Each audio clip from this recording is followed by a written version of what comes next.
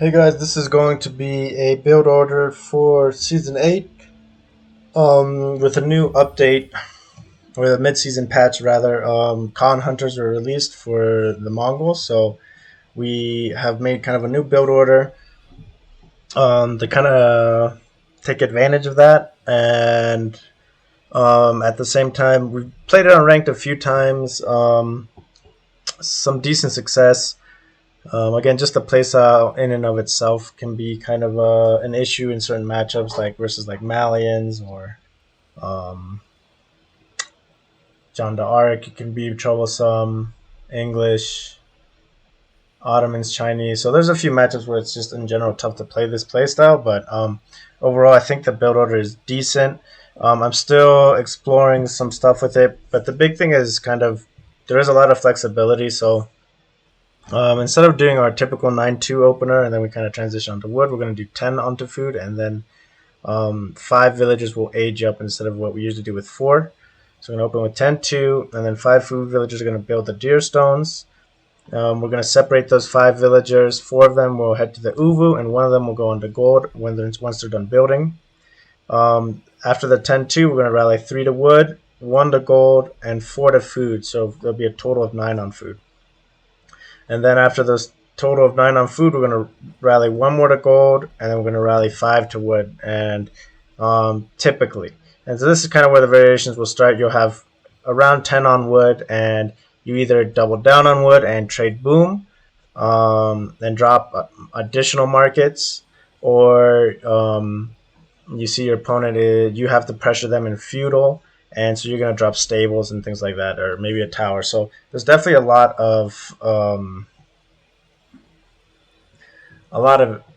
flexibility, but like I guess like know-how or like game sense that you're going to have to be able to rotate properly and transition. So we will probably pause the video around that point, just to kind of show you guys that, and we'll just go through the build that we've got for now. There might be improvements as we go, and we might do like a 2TC variation as well. But for now, this is what we've got. Let's go ahead and do it.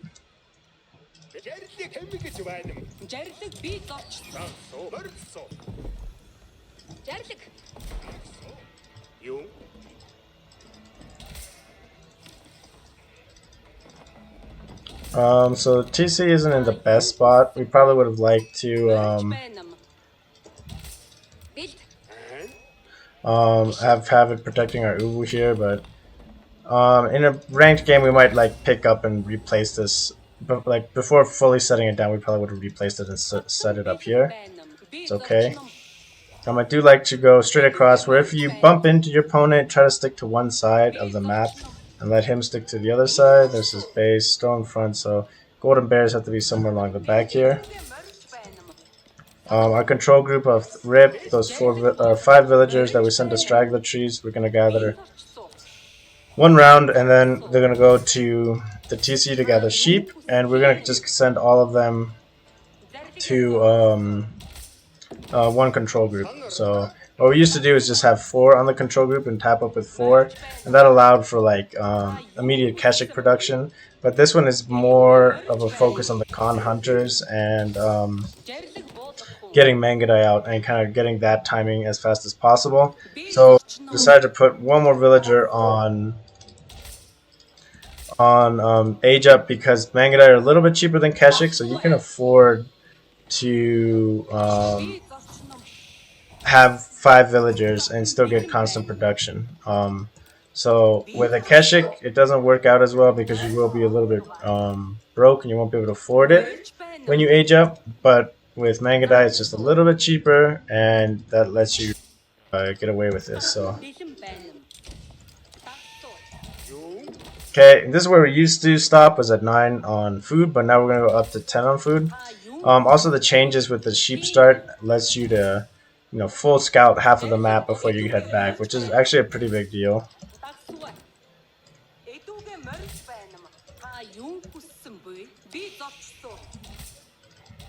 Okay, now we'll rally onto wood.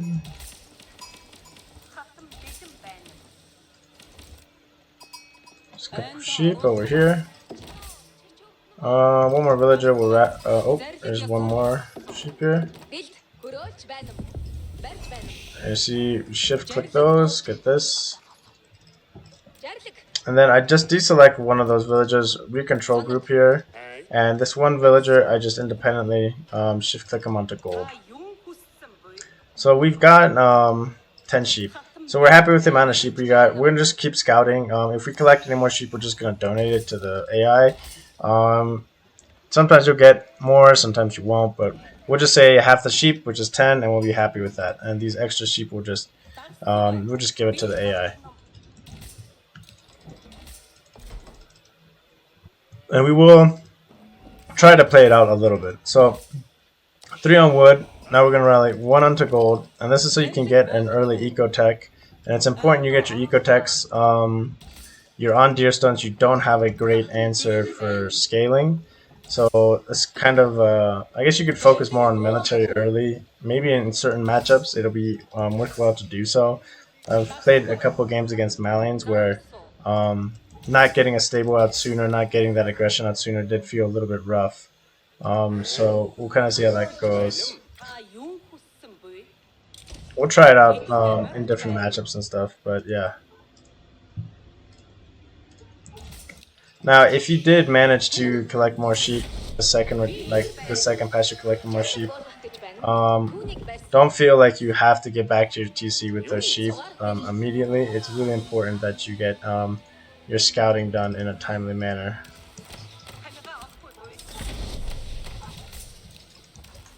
And so as you can see here,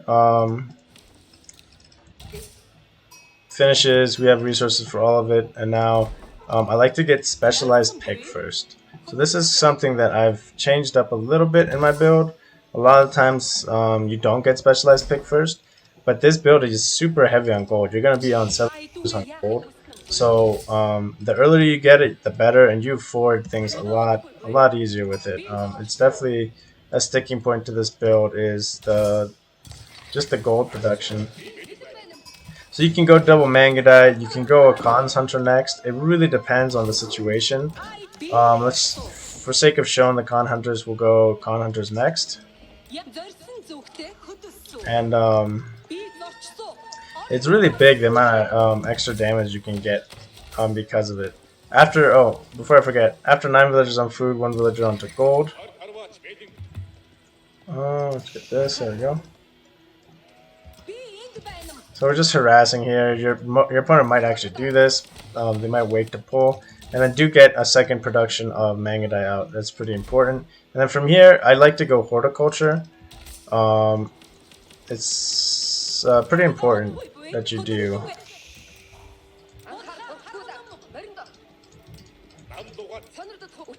The AI is pretty bad. Doesn't have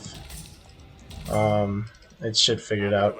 But so, okay, we'll pause right here. So this is the transition point, right? We've got 130 wood. You're seeing what your opponent's doing. Is he QTC booming? Is he Malians going out on pit mines and he's going to invest into a cow boom, so you can drop a stable and start producing units, or or you can drop markets right now. So there's a lot of different options here. You can drop an extra stable and start contesting this. Maybe against Delhi, you need units to really contest map control. So you're dropping a production building. So this is kind of your pivot point right around the 5.5 minute mark. You have to be taking all the info that you can and try to make a decision of it. Are you going to go drop a tower on the wood line? Like there's a lot of different things you can do. We'll just go with a market here and just act like the best case scenario. We see this and we just want to go and fight our opponents. And so you can see this villager split kind of allows us to get max like efficiency out of our production buildings. And then yeah, you can drop a sheep pasture here.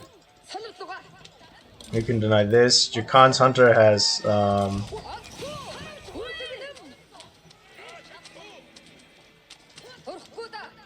Your Con Hunter gives extra range, which is huge. And he's also got the Scouting Falcon, which is really big. You can really deny woodlands really efficiently with these guys. Now, obviously, this is the AI, so it's reacting a lot slower than like a person might react.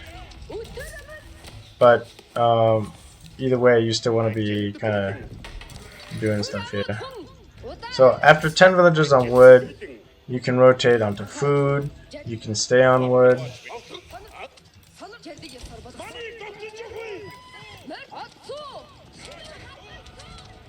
You can see the range.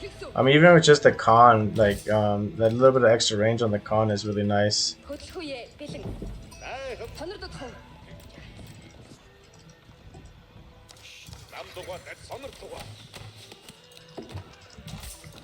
And yeah, that's pretty much it. Like, there's just a lot of damage you can do with the Mangudai now. They have just so much range.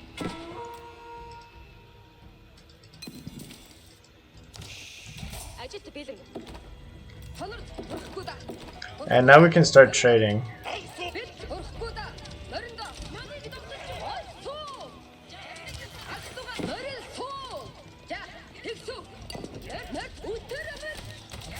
And so we got pretty good map control, and now we're starting to trade Boomer behind it. It's a little bit of a delayed trade, but it's gonna be just fine. And you're investing not really into wood here. If you do start floating wood, you can always drop an additional stable, or you can make a Con Hunter. So there's a lot of things you can do with this in terms of like what you want to do with the build, right? And obviously your opponent's going to react to it. This is just AI, but yeah, you can get a lot of damage in now with the Con Hunters. You just have a really good range now, right? You can snipe things that you weren't sniping before a lot easier. So that's pretty much the build in a nutshell. We can rotate into like a little bit more wood production now.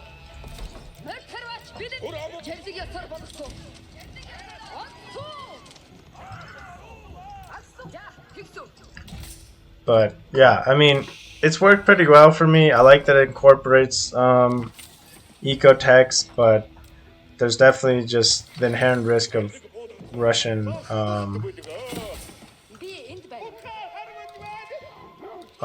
just cav. And like, let's say like right now we're like floating like some resources, right? If we had dropped a stable, you can see how like you can afford that production pretty handily with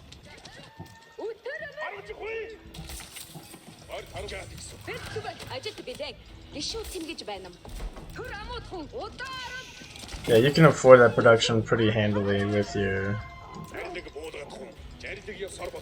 unit. So that's pretty much it for this video. It's a shorter video, and this is just kind of what I've come up with so far for the meta that we can kind of do here. It might change, it might not, but either way, I do think it does have viability.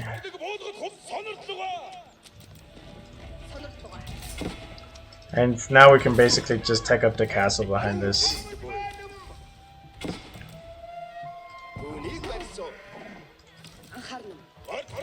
So again, it's up to you if like you decide to stay in Feudal or you just hop up the castle real quick. There's definitely a possibility to do that.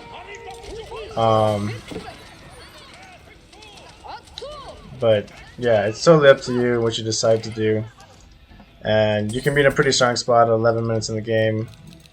We're sitting on a decent trade boom and plenty of villagers and ready to kind of basically tech up from here with a decent army. So yeah, this is, I think, has potential. If you guys have variations, if you guys find matchup specific variations, that'll definitely be useful. I do want to do kind of a breakdown of what I want to do versus each civ with this build and feel it out. I think like I was playing against Malian, so I think that's a civ that there's a possibility to go like a 2 TC rush and then into aggro. Just because their eco is so safe, it's like you can't really go into it. That or you just go into trade boom. But again, just losing eco, having eco only be on traders kind of sucks. So, um, yeah, we'll kind of see how it goes. We didn't stop it. When I have ran all my tests, my eco was coming out at around 7,500. I want to say was the average. So there's economically it's decent, and that's because of the eco text that you get that it doesn't fall too far behind. And then you usually can have a few traders online by the 10-minute mark. So depending on the matchup, and it's really all about that 5.5 minute transition point and reading the game state properly and doing the right play. Sometimes just going straight to castle will be better, and sometimes committing to feudal. So, yeah, that's it for today, guys. Thank you for watching, and I will see you on the next one.